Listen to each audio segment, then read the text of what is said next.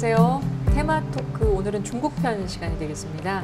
저는 한국방송통신대학교 중어중문학과에 있는 변지원입니다. 자, 오늘 제가 여러분들과 나누어 볼 이야기는요, 두 가지가 되겠습니다. 좀 뜬금없는 이야기이긴 하지만 첫 번째 주제는 중국의 여성분들은 왜 밥을 하지 않는가 하는 것이고요. 또 두 번째 이야기는 관우신앙과 관련된 그런 이야기가 되겠습니다.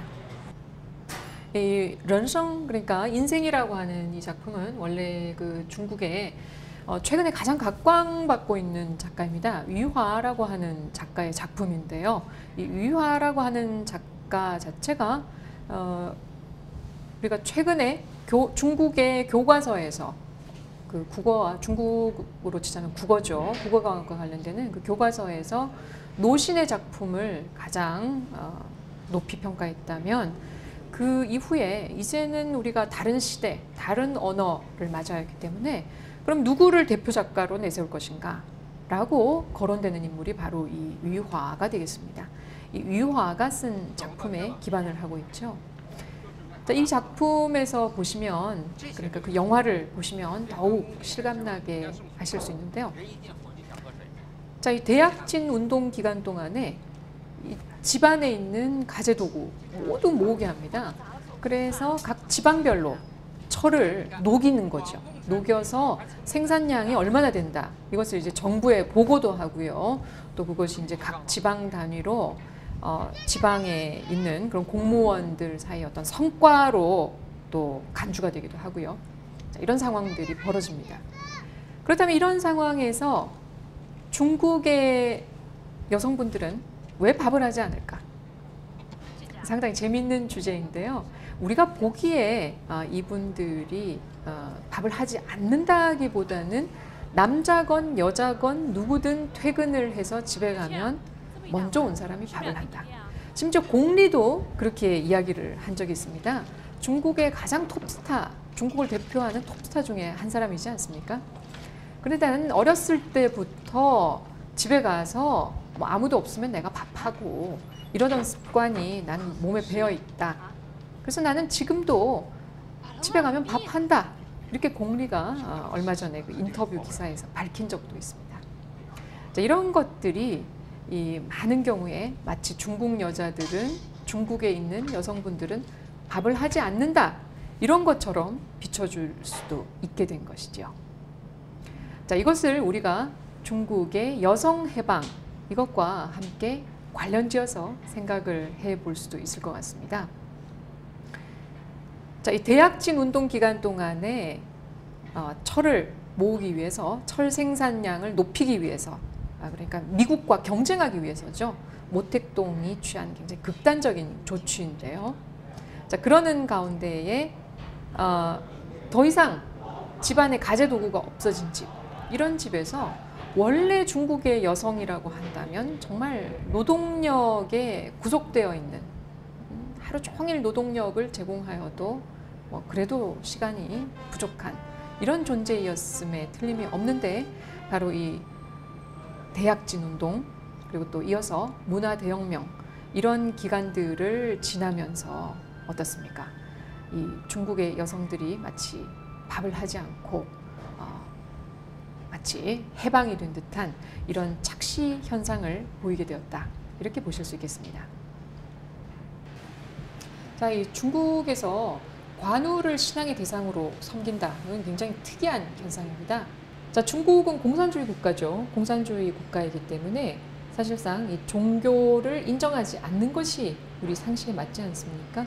그럼에도 불구하고 우리가 생활 곳곳에서 관우를 종교의 대상으로 섬기고 있는 이런 모습을 보실 수 있습니다. 특히 상점이라든지 식당 또는 각종 영업활동을 하는 이런 곳에서 우리가 그런 모습을 더욱 확실하게 확인을 해볼 수가 있는데요. 자, 이런 것은 상당히 특이한 모습이죠. 관우라고 하면 어디에 나오는 인물입니까? 그렇죠. 삼국지라고 하는 소설에 나오는 인물인데요. 중국어가 오늘날까지 살아온 그런 역사를 살펴보신다면 우리가 구어로서 말로 하는 중국어가 살았다라고 보기 어렵습니다. 중국어의 역사를 보시면 중국어는 문어로서, 그러니까 글자로서 아주 오랜 시간 동안 살아남았다, 이렇게 보실 수 있는데요. 예를 들자면은 우리가 그 빠왕비지, 패왕별이라고 하는 영화를 아마 기억하실 것 같은데요. 이 패왕별이에 나오는 주된 인물이 누구입니까? 그렇죠, 항우죠. 이 항우라고 하는 인물에 대해서 중국 사람들은 늘 아련함을 가지고 있습니다. 항우가 비록 유방과의 싸움에서 졌지만, 그렇지만 이 우민과 함께 있던 이 영웅 호거를 이룰 수밖에 없었다. 이것이 많은 문학 작품으로 혹은 공연 예술로 승화가 되어 왔는데요. 자, 그 이유, 그 이면에는 중국은 상업을 통하여 오늘까지 어떤 중국어 혹은 한자의 전통을 전 세계에 퍼뜨리는 동시에 그 맥락을 이어왔다, 이렇게 보시는 것이 옳습니다. 그런데 이 상업 활동에 있어서 가장 중요한 것이 무엇입니까? 바로 신의가 되겠죠. 그 신의를 대표하는 인물이 누구인가? 중국 사람들의 머릿속에서는 바로 관우가 떠오르는 것이죠. 관우는 물론 유비에게 충성을 다하죠. 유비와 함께 도원 결의를 맺은 그런 인물입니다. 동시에 관우는 자기가 사정이 있어서 조조에게 잠시 몸을 기탁할 수밖에 없었죠.